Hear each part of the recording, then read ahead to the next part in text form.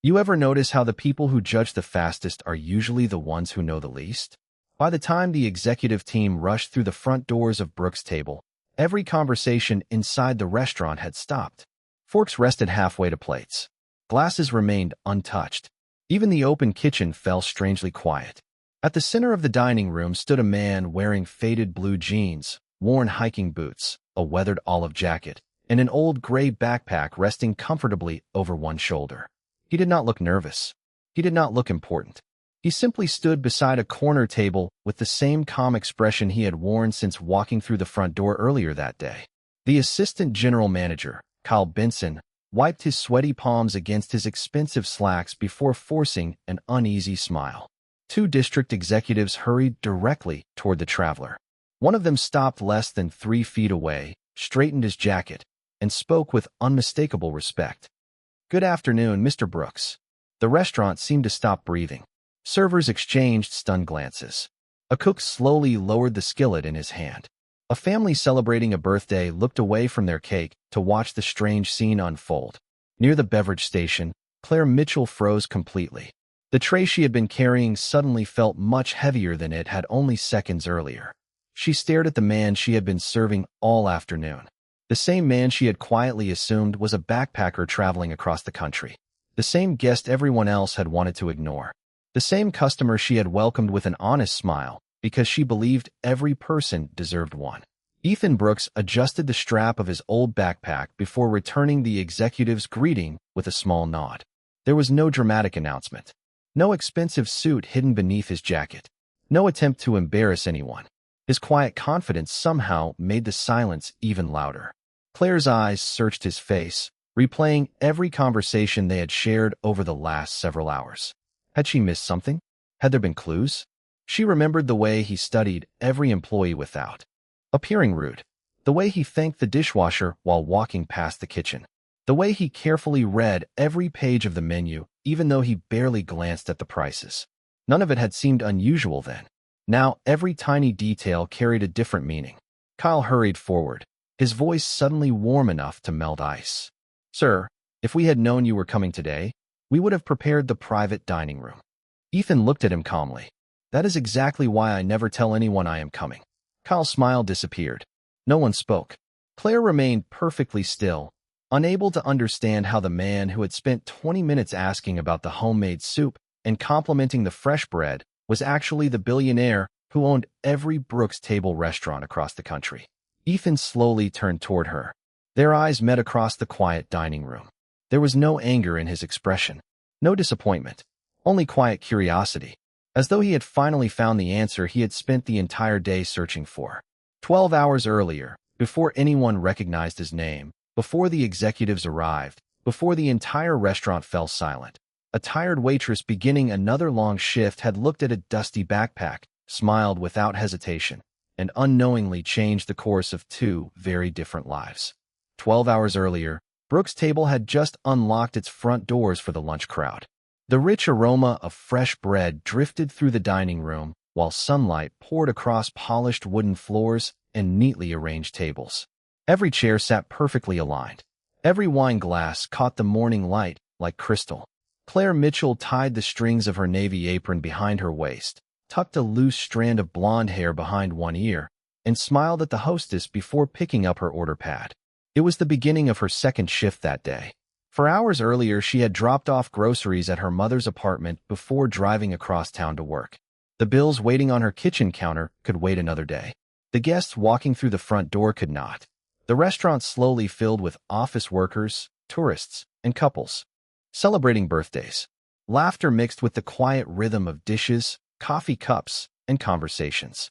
Claire greeted each table with the same calm warmth, never rushing anyone, never pretending kindness was part of the uniform. To her, it never had been. Near the service station, Kyle Benson adjusted his expensive tie while scanning the entrance with the practiced eyes of someone who judged customers before they sat down. When the front door opened again, he frowned almost immediately. A tall man stepped inside carrying a faded gray backpack. His hiking boots showed miles of dust. His olive jacket looked weathered from long days on the road. Nothing about him suggested wealth. Nothing about him demanded attention. He quietly removed his backpack, looked around the restaurant with patient curiosity, and waited for someone to greet him. Kyle leaned toward the hostess. "Seat him near the back," he whispered. "Table 21 is open."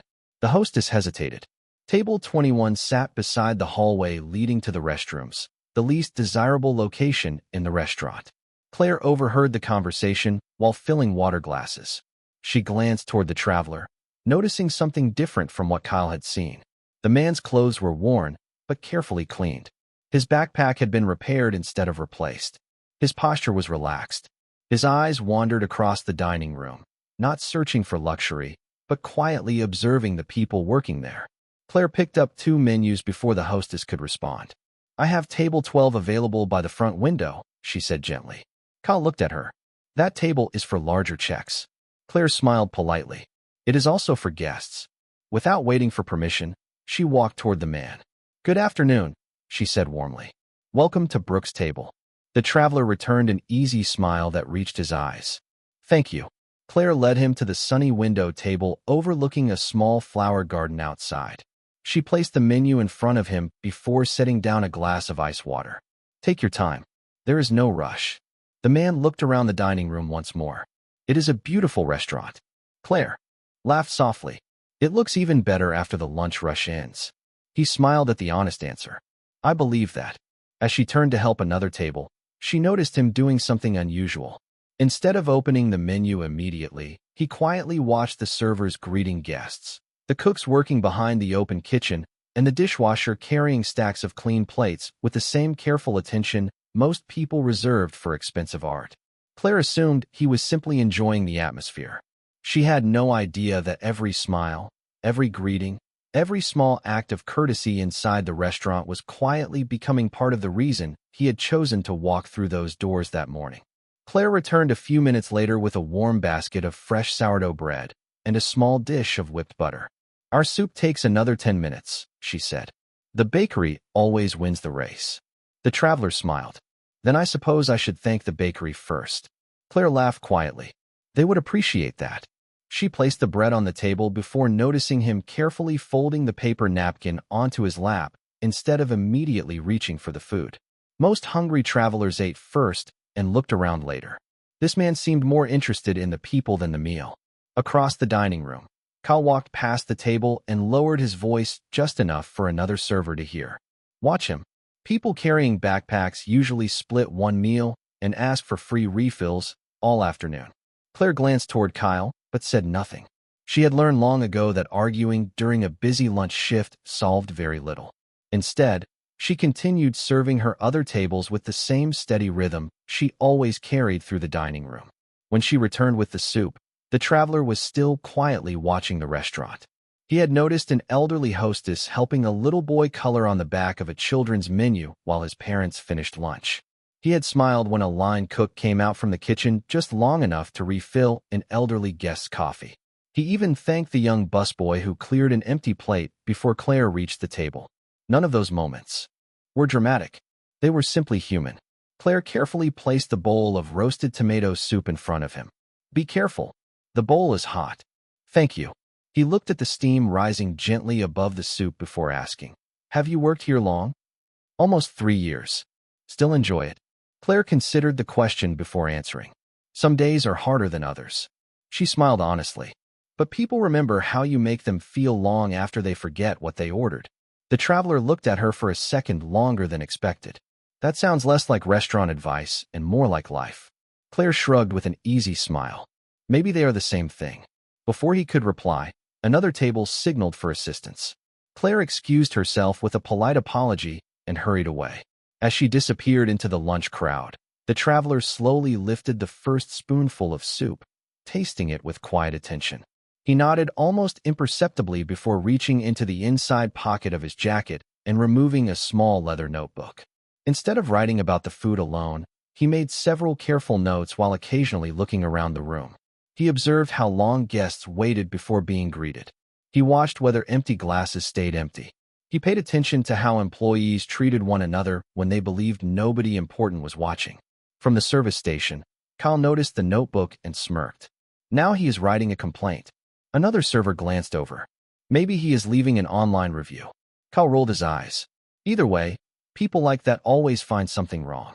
Claire overheard the conversation while filling iced tea glasses. She looked toward the traveler again. He did not appear upset. In fact, he seemed quietly grateful every time someone passed his table with a smile. She could not explain why, but something told her he was looking for answers that had nothing to do with the menu. Without realizing it, she was already becoming one of those answers. The lunch crowd reached its busiest hour just after noon. Conversations blended into the soft rhythm of clinking glasses, polished silverware, and the open kitchenware. Cooks moved with practiced precision. Claire carried 3 plates balanced carefully across one arm before setting each one down with the same quiet attention she gave every guest. She thanked a family for their patience, refilled another customer's iced tea before being asked, and hurried back toward the service station. As she passed the window table, the traveler looked up from his meal. His soup bowl was nearly empty, but his notebook remained open beside the breadbasket. "May I ask you another question?" he said politely. Claire smiled. "As long as it is not about the secret recipe." He laughed softly. "I promise it is not." She paused beside the table. "Go ahead." He glanced toward the open kitchen. "If you could change one thing about this restaurant, what would it be?" The question caught her off guard. Most guests asked about desserts or directions to nearby attractions. Nobody had ever asked that. Claire looked around the dining room before answering honestly. "I would give the employees 1 extra person during lunch." He tilted his head slightly. "Why?" "Because people notice when food takes an extra 5 minutes. She smiled gently. "They usually do not notice that the cook skipped his own lunch break to make it happen." The traveler quietly wrote something in his notebook. "Anything else?" Claire hesitated. "I wish the dishwasher had air conditioning." He looked surprised. "The dishwasher? His station gets hotter than the kitchen in the summer." She shrugged. "Nobody really sees that part of the restaurant." The traveler closed his notebook without another word. Across the dining room, Kyle watched the conversation with growing irritation. He walked toward the table carrying the payment folder from another guest, forcing a practiced smile. "Everything all right over here?" The traveler nodded politely. "Everything has been wonderful." Kyle's expression barely changed. "Excellent. Just making sure." His eyes drifted toward the worn backpack resting beside the chair before quickly looking away again. The traveler noticed the glance, but said nothing. After Kyle walked away, Claire quietly apologized. "He likes to keep an eye on everything." The traveler smiled knowingly. Some people watched the room. He looked around at the busy restaurant. Others watched the people. Before Claire could ask what he meant, a little girl at the next table accidentally dropped her stuffed rabbit onto the floor. Without hesitation, the traveler leaned down, picked up the toy carefully, brushed away a few crumbs, and handed it back with a warm smile. "I think someone was looking for this." The little girl grinned. "Thank you." Her parents thanked him as well before returning to their lunch. Claire noticed the kindness immediately. It was effortless, unperformed. The traveler did not wait for praise or even another conversation. He simply returned to his meal. Claire found herself smiling as she walked away. Whatever journey had brought him here, it had not taken away his gentleness. A few minutes later, she returned carrying a small plate with 2 slices of fresh sourdough. "The bakery made another batch," she said. "I thought you might like some while it is still warm." He looked at the extra bread. "I did not order this." Claire smiled. "No, but long days on the road usually build healthy appetites." He looked at her quietly before accepting the plate. "Thank you." As Claire disappeared into the busy dining room once again, the traveler watched her help an elderly couple reach their seats before kneeling briefly to tie a loose shoelace for a young boy whose parents were distracted. He opened his notebook once more. This time he did not write about the restaurant. He wrote only one sentence. "Kindness still appears when nobody believes it is being measured." The warm bread disappeared long before the lunch crowd began to thin. Outside the restaurant windows, the afternoon sun climbed higher, casting bright reflections across the sidewalk where visitors wandered from shop to shop. Inside Brooke's table, the pace finally slowed just enough for servers to catch their breath between orders. Claire carried an empty coffee pot back toward the kitchen when she noticed the traveler quietly stacking his own dishes near the edge of the table, making it easier for the busboy to collect them. It was a small gesture. Most guests never thought about it. The young busboy smiled gratefully as he picked up the plates. "Thank you, sir." The traveler answered with a simple nod. "You have been working hard all afternoon." The busboy looked surprised. Very few customers ever noticed him. Claire watched the exchange from across the room before walking over with a fresh pot of coffee. "Would you like a refill?" she asked. The traveler glanced toward his cup before smiling. "Only if it is not too much trouble." Claire poured the coffee carefully. Nothing about today has been trouble. She hesitated for a moment before reaching into the bread station behind her. She returned carrying a small paper bag with 2 fresh rolls still warm from the oven. She placed them gently beside his backpack. The traveler looked puzzled. "I think you already gave me more bread than I ordered." Claire laughed softly. "Those are for later." He looked at the paper bag again. "Later? You mentioned traveling." She smiled. "Good bread usually tastes even better when the road gets longer." He studied her face, searching for any sign that she expected something in return. There was none, only quiet sincerity. "You do this often?" he asked. Claire shook her head. "Not really." "Then why today?" She glanced toward the front window where a family was helping an elderly grandfather into their car. "Because I have learned that you never really know what kind of day another person is having." She folded her hands loosely behind her apron.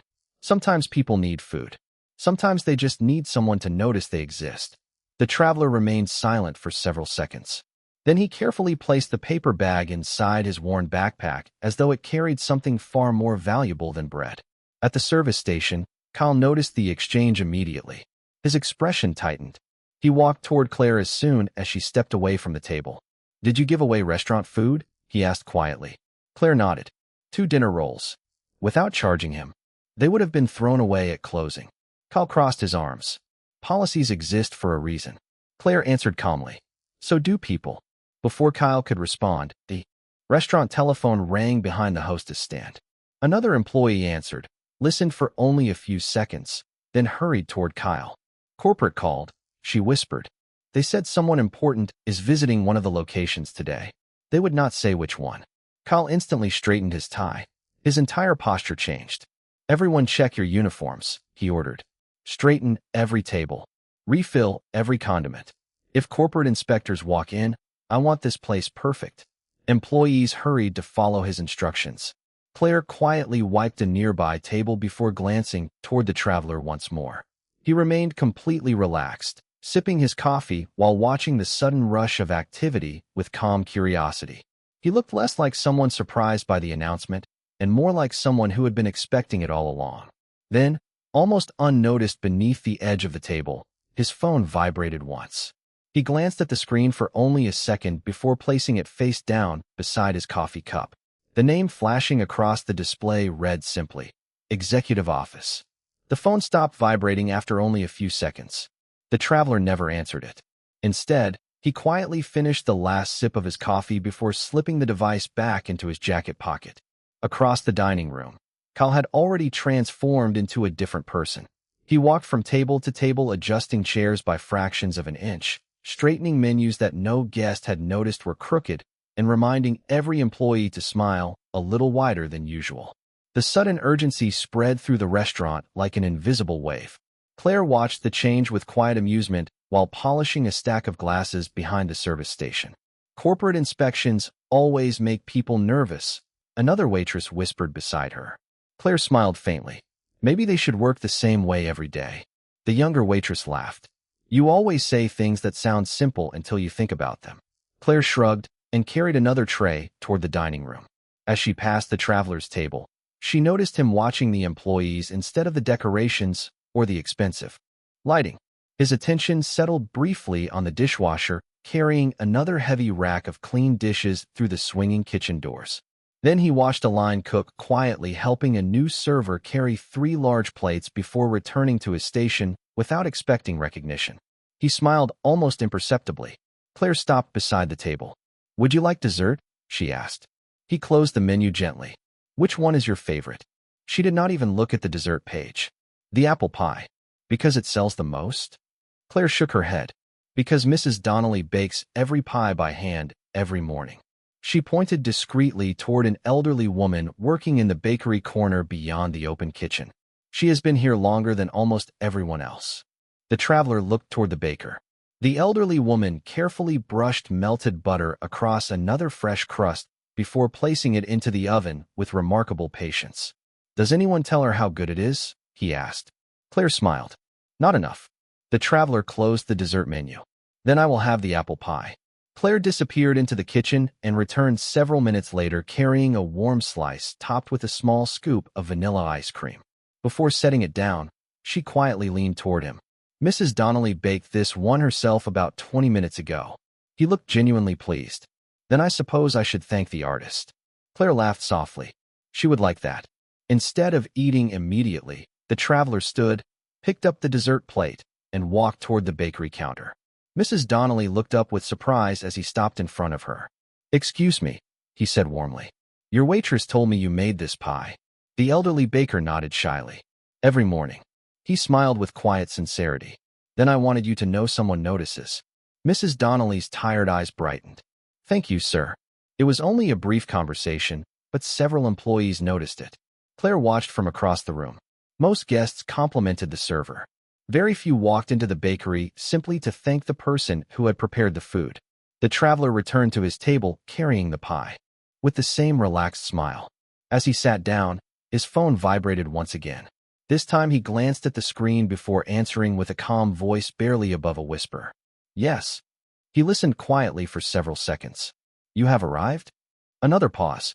Good. Come inside together. He ended the call, placed the phone beside the empty coffee cup, and looked once more across the dining room where Claire was helping a young family choose desserts. A peaceful smile crossed his face. Whatever he had been searching for since walking through the front door that morning, he had already found it. The people coming through the entrance were simply about to discover the same truth. The front door opened almost silently. 3 men and 1 woman stepped inside wearing tailored business suits, each carrying slim leather portfolios instead of briefcases. They did not pause to admire the restaurant or glance at the menu. Their eyes moved through the dining room with quiet purpose until they found the traveler sitting peacefully by the window, finishing the last bite of warm apple pie. Claire noticed them only because every one of them smiled with unmistakable respect the moment they saw him. Before anyone else could react, the oldest executive walked across the dining room and stopped beside the window table. Without hesitation, he extended his hand. Good afternoon, Mr. Brooks. The words seemed to suspend time itself. Claire froze beside the beverage station with a pitcher of iced tea still in her hand. Kyle, who had been reminding a server to straighten the dessert display, slowly turned toward the voice. His confident expression disappeared almost instantly. One by one, the remaining executives greeted the traveler with the same quiet respect. Good afternoon, sir. We hope your visit has gone well. The regional reports are ready whenever you are. Every conversation inside the restaurant faded into silence. Guests stopped eating. A little boy lowered his spoon halfway to his mouth. Even the sounds from the open kitchen seemed to soften. Ethan Brooks rose from his chair with the same calm composure he had carried all afternoon. He shook each executive's hand before, smiling politely. Thank you for coming. No dramatic music played. No one announced his title. They did not need to. The respect in the room said everything. Kyle felt the color drain from his face. His eyes darted toward the worn backpack resting beside the chair, then back to the executives standing around the traveler. His mind replayed every assumption he had made since lunchtime. The least desirable table. The whispered comments. The suspicious glances. Claire remained completely still. She remembered the warm bread. The apple pie. The extra dinner rolls tucked inside the paper bag. She remembered asking about his trip instead of his profession. None of it embarrassed her. It simply felt different now. Ethan turned toward her before looking back at the executives. Give me just another minute, he said. There is someone I would like to thank first. The executives stepped back without question. Ethan walked calmly across the dining room until he stopped beside Claire. She instinctively straightened her apron, unsure what to say. She began quietly. Did I make a mistake? Ethan smiled warmly. You made only one. Claire looked confused. You assumed I was traveling with that backpack. She lowered her eyes, slightly embarrassed. I am sorry. Ethan gently shook his head. Do not apologize. His voice remained soft enough that only those nearby could hear clearly. You never treated me like a backpacker. Claire looked up. Ethan continued. You treated me like a guest. The words settled gently across the quiet restaurant. No accusation followed. No lecture. Only truth. Ethan glanced toward the executives waiting patiently near the entrance. I have spent years trying to understand why some locations succeed while others slowly lose their soul. He looked back at Claire. Today I found my answer before I finished my soup. Kyle stood motionless several feet away, unable to hide the regret on his face. Around him, employees slowly began understanding what had really been tested that afternoon. It had never been the food. It had never been the furniture. It had never even been the service speed. It had been something much harder to teach and impossible to fake once someone believed nobody important was watching. The silence lingered long after Ethan finished speaking. It was not the uncomfortable silence of embarrassment. It was the kind that settled over a room when people suddenly recognized something they had overlooked for a very long time. Claire lowered her eyes for a moment, unsure whether she belonged at the center of so much attention. She had only done what seemed natural. Across the dining room, the executives waited respectfully, allowing the conversation to unfold without interruption. Ethan turned toward them before looking back at the restaurant staff. "May I borrow everyone for just a few minutes?" he asked. Kyle answered immediately. "Of course, sir." Within moments, servers gathered beside the beverage station. Line cooks stepped out from the kitchen after removing their aprons. Mrs. Donnelly wiped flour from her hands before quietly joining the group. Even the young dishwasher hesitated in the doorway until Ethan motioned warmly for him to come closer. The guests remained seated, watching with curiosity rather than frustration. Ethan looked around the room slowly, recognizing faces instead of uniforms. "Every quarter I receive hundreds of reports," he began. "Food costs, sales numbers, labor percentages, customer surveys. They tell me whether a restaurant is making money." He paused, letting his eyes settle briefly on the employees standing together. "They never tell me whether a restaurant is making people feel welcome." No one spoke. Ethan smiled gently. "That is why I travel this way." He lightly touched the worn backpack resting beside his chair. "When people believe I am just another traveler, I get to see the real restaurant instead of the version prepared for an owner." Kyle quietly lowered his head. Ethan noticed, but continued without changing his tone. "Today I saw people working hard. I saw teamwork inside the kitchen. I tasted excellent food. I met a baker who still treats every pie like it matters." Mrs. Donnelly smiled shyly. Ethan nodded toward the young dishwasher. "I also saw someone carrying heavy racks of dishes without anyone thanking him until one guest did."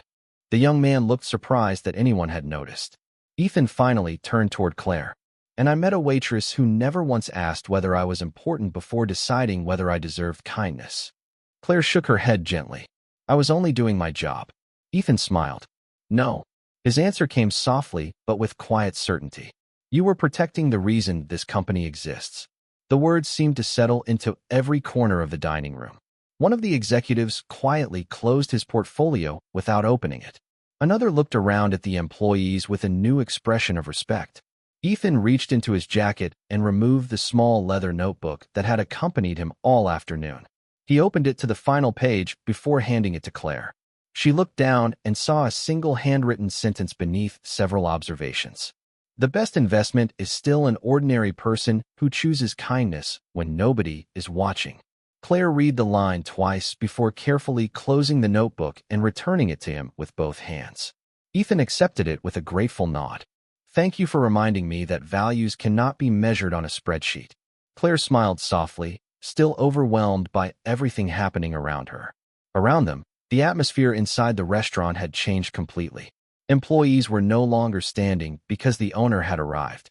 They were standing because, perhaps for the first time, they felt truly seen. The afternoon slowly settled back into its familiar rhythm, but nothing inside Brooke's table felt quite the same anymore. Conversations returned. Glasses clinked softly against polished tables. The open kitchen resumed its steady pace. Yet behind every ordinary movement lingered the quiet realization that one unexpected guest had revealed far more than anyone had expected. Ethan thanked the executives for waiting and invited them to take a nearby table instead of the private dining room they had reserved. "If we are going to discuss the future," he said with a relaxed smile, "we should do it where the future is already happening." The executives nodded without objection. Before joining them, Ethan reached into his backpack and carefully removed the small paper bag containing the 2 warm dinner rolls Claire had slipped inside hours earlier. He placed it gently on the table beside her. Claire looked puzzled. Did you not want them after all? Ethan smiled. I do. He paused for a moment before continuing.